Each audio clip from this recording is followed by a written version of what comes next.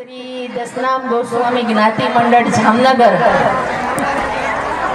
એમના અધ્યક્ષ સ્થાને અમારા વડીલ શ્રી હેમેન્દ્ર ગિરીજી સાથે જીતેન્દ્ર ગિરી વર્ષોથી આ ટીમ કામ કરી રહી છે, પણ હવે તો મને એવું લાગે છે ને એમણે એક્સપ્રેસ હાઈવે લઈ લીધો છે.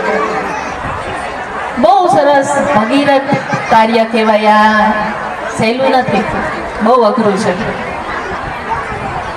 અને મને વિશેષ એટલા માટે લાગણી હોય કે હું જામનગરની દીકરી છું, એટલે અહીંયા કંઈ પણ પ્રસંગ હોય, પછી સમૂહ લગ્ન હોય, સન્માન સમારંભ હોય કે ગમે તે હોય, મારું એક મન અહીંયા આવે, એમ થાય કે હું ગમે એમ કરીને પહોંચી જાઉં ત્યાં. એક લાગણી હોય એટલે એ તો ખરું છે. તો મંચસ્થ બધા વિરાજમાન એવા આપણા મહાનુભાવો, આપણા જ્ઞાતિજનો, જ્ઞાતિબંધુઓ, સમૂહ લગ્નમાં વરકન્યા જે અત્યારે છે એમને અને એમના સગા સંબંધીઓ, એ બધાને મારા ઓમ નમો નારાયણ. ખાસ તો મારે શૈક્ષણિક જે ભવન, શૈક્ષણિક સંકુલ અને મેડિકલ ભવન, આ બે વસ્તુ એવી છે સમાજ માટે એ ખૂબ જરૂરી છે. ખાસ કરીને અત્યારે તો હું જોઈ રહી છું, પહેલા એવું હતું કે વાણિયા અને બ્રાહ્મણ ને એ લોકોમાં એજ્યુકેશન વધારે હતું, પણ હવે મને એવું લાગે છે સન્માન સમારંભમાં આ બધી દીકરીઓને આ બધાને જોઈને ગૌરવ એક થાય, એમ થાય કે ગોસ્વામી જ્ઞાતિમાં પણ દીકરીઓ અને દીકરાઓ ખૂબ ભણી રહ્યા છે, ખૂબ એજ્યુકેશન સરસ લઈ રહ્યા છે. અને એટલે આપણને ખૂબ જ ગૌરવ થાય કે આપણી જ્ઞાતિ ક્યાંય પાછળ નથી, પણ એને થોડોક ટેકો તો જરૂરી જ છે.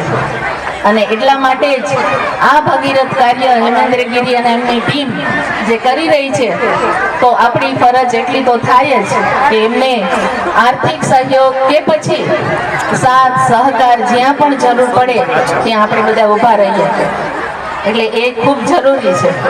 મેડિકલ ભવન પણ એમના સંચાલક આપણી વચ્ચે છે આશાબેન, બહુ સરસ કામ થઈ રહ્યું છે. આપણને આનંદ થાય કે ચાલો સરસ કામ કરી રહ્યા છે અને સારું કહેવાય. તો આ બધું જે થઈ રહ્યું છે એ બધું આપણી જ્ઞાતિનો આ જે છે ને વિકાસ દેખાય છે આપણને. મેડિકલ ભવન બનાવવું, શૈક્ષણિક સંકુલ ઊભું કરવું, અને હકીકતે હેમેન્દ્ર ગિરીજી છે, અમે તો અમારા તો બહુ નજીકના સગા છે, એટલે મને ખબર છે કે કૃષ્ણ ભગવાનને માને છે. કૃષ્ણ ભગવાનની મૂર્તિ એમના ઘરમાં બહુ મોટી સરસ છે, અને હું જોઈ પણ રહી છું કે ખરેખર કૃષ્ણ ભગવાનની હુંડીની જેમ અને પૈસાનો વરસાદ થાય છે. એક વિશ્વાસ છે કે હેમેન્દ્ર ગિરીજી કંઈક કરશે, કંઈક સરસ શૈક્ષણિક સંકુલ ઊભું કરશે, જેમ મેડિકલ ભવન ઊભું કર્યું એમ. એટલે જ એ વિશ્વાસ સાથેની હુંડીઓ આવી રહી છે અને હજુ ચાલુ જ રહે છે. એ પોતે જ કહે છે, ઘણી વખત વાત કરીએ ને કે એટલા બધા પૈસાનો વરસાદ થાય છે કે મને એવું લાગે છે કે આપણે સરસ રીતે આ શૈક્ષણિક સંકુલ બનાવી શકશું.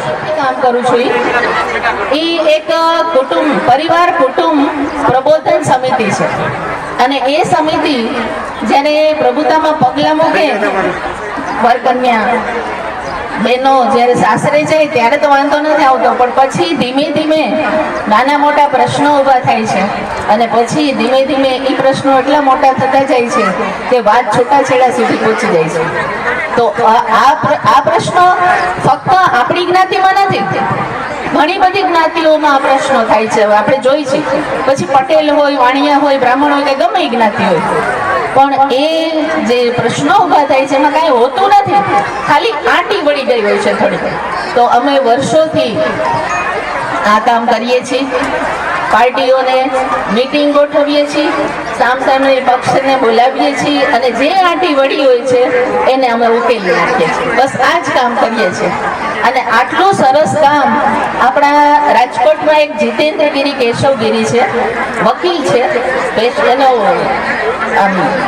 વકીલની ઓલી કરે છે સર્વિસ, પણ એ સેવાભાવી છે, એને સમાજની સેવા કરવી છે. એ એવી રીતે સેવા કરે છે કે જ્ઞાતિમાં કોઈ પણ એવા છૂટાછેડાના કેસ આવે તો એ પોતે સોલ્વ કરે છે અને સમાધાન બાજુ લઈ જાય છે. નહીં તો એને તો ફી મળે, એ તો વકીલનો એનો પૈસા છે, પણ એ એવું કરતા નથી.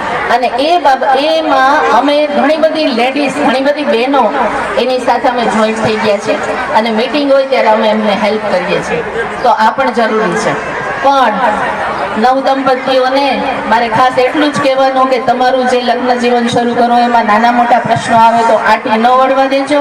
સરસ રીતે તમારું સુખી અને સરસ સમૃદ્ધ એવું જીવન, લગ્ન જીવન તમે વિતાવજો. બસ આટલું જ કહેવાનું. ફરીથી શૈક્ષણિક સંકુલ ગાંધીનગર જે બની રહ્યું છે એને ખૂબ ખૂબ શુભેચ્છાઓ. હેમેન્દ્રગીરીજી અને એમની ટીમને પણ ખૂબ ખૂબ શુભેચ્છાઓ અને નવદંપતીઓને આશીર્વાદ. અસ્તુ.